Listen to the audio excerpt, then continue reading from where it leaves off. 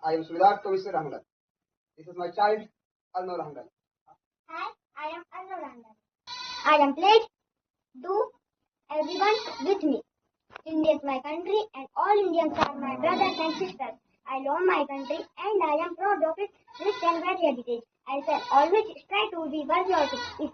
I shall give respect to my parents, teachers, classmates and all elders and treat everyone with courtesy. To my country and my people, I pledge my devotion. India's well-being and prosperity alone lies my happiness. जय हिंद। पीछे कर जाऊं, सब मेरे साथ follow करें।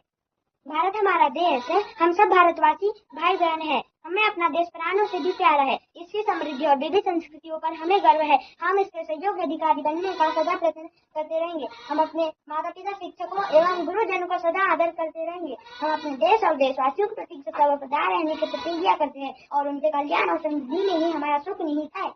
जय हिंद।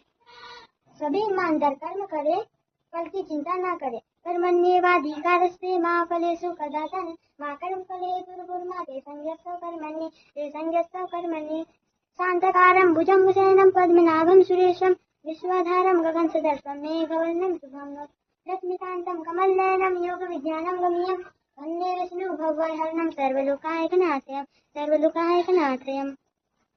जय हिंद। जय श्री राम।